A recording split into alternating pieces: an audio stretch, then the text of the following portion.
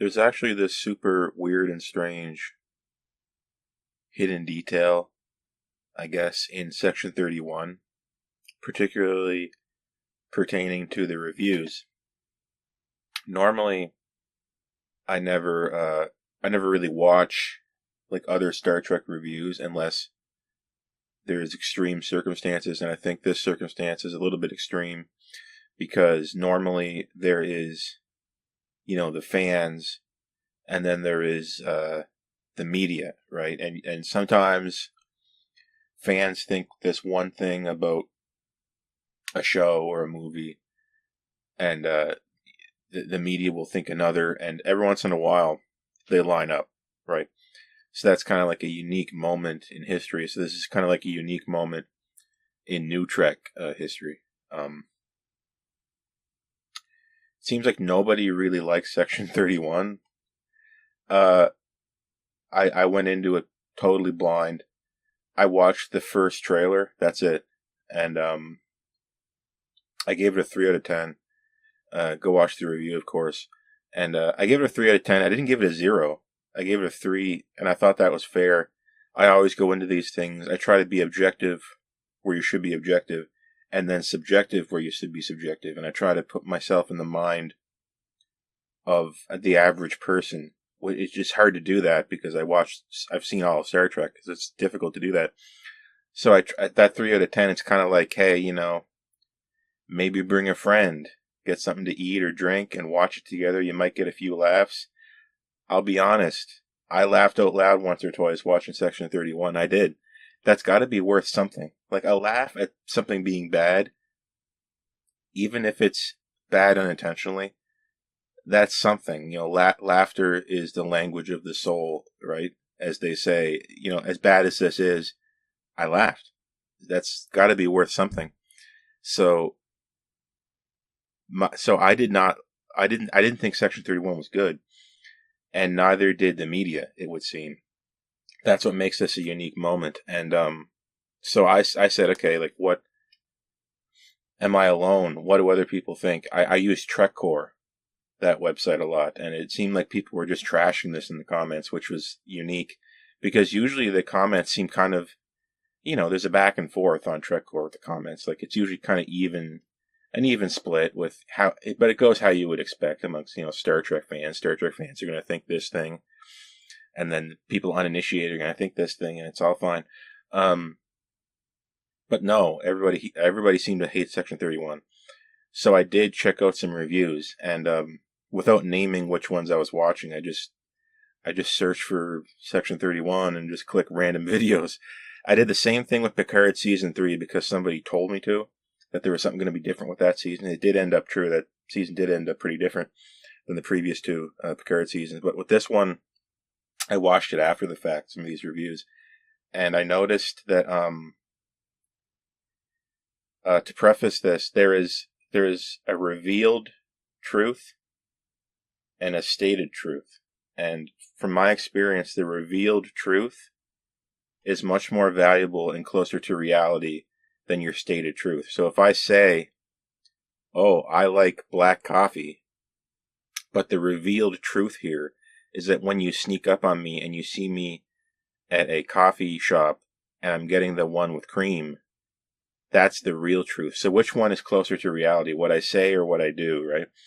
And that kind of applies here, because I saw these reviews from people who should have, or seemingly do, know an awful lot about Star Trek.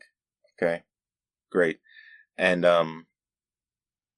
it seemed that they had no idea that Section 31 took place in the 2300s.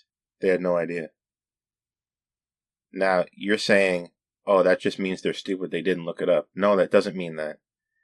The revealed truth here is that the people who should know the best about this stuff, and indeed probably do know the best, could not at any point determine when Star Trek Section 31 took place. I looked it up. It takes place in, I think, 2324. So many reviewers were doing what? Complaining about Rachel Garrett being in it. Hold on.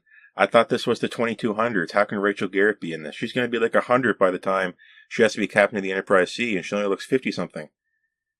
And the Enterprise C, the incident with the Enterprise C was in, I think, the 2340s.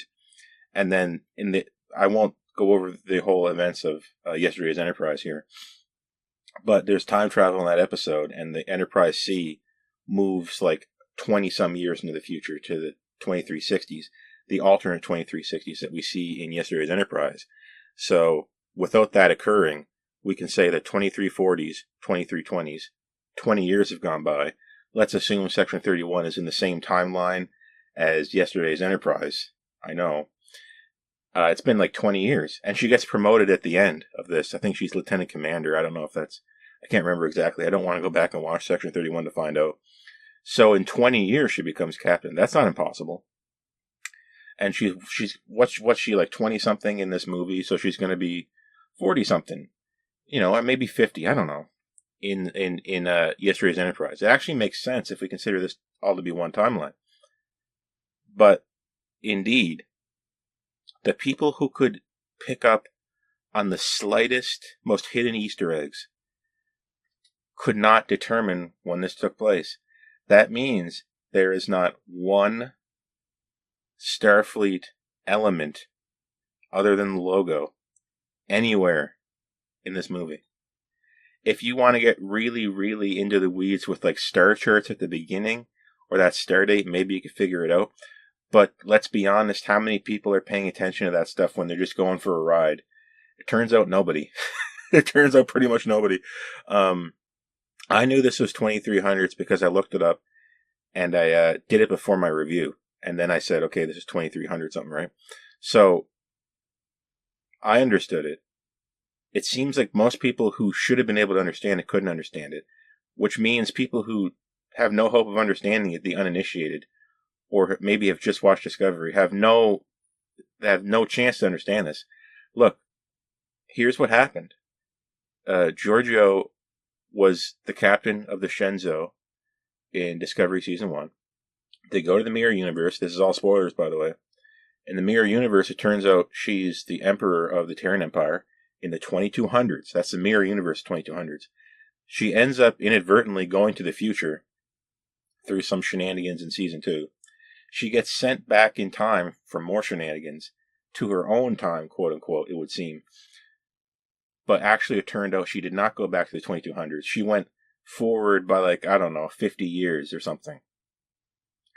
And I think you're just left to understand that on your own. It happens off screen.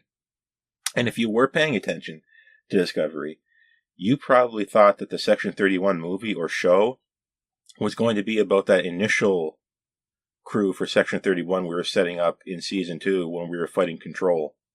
The crew with Ash Tyler. Yeah, where'd they go? I don't know. They got lost in confusion between then and now. This show was announced in 2019, and 2,200 and some days ago, we got it. And what happened was, Giorgio did not go back to her time. She went back to slightly in the future, slightly further ahead than when she left. I don't know how you're supposed to understand this, and I'm not sure why they did it other than the fact that they wanted Rachel Garrett. I don't know. The whole thing was stupid. Ill-advised. Dumb. And based on the premise that people actually liked Emperor Giorgio. And I'm starting to wonder about that. I'm wondering about that pretty hard. But the fact of the matter is, the hidden secret thing here is that there is no way you could tell when this movie took place.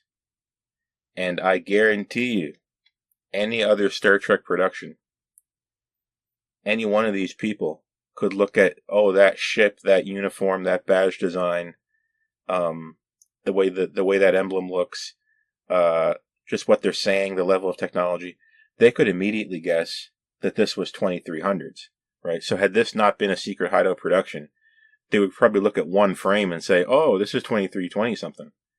The super initiated people, the extremely Star Trek people could probably figure it out. But in this case, they couldn't. So there's a weird little thing I just noticed. I just happened to notice a few minutes ago when I was just doing something, and there was some review for Section 31 playing in the background, and I noticed that nobody seemed to pick up on the fact that this was in the 2300s. It's alarming that you can have the movie and not communicate that visually. Like, it's important to do that. And it just really shocked me. I just noticed nobody was really talking about it. And anyway, that's why this video is so impromptu and ugly looking and not edited right. So anyway, there's a secret thing about Section 31.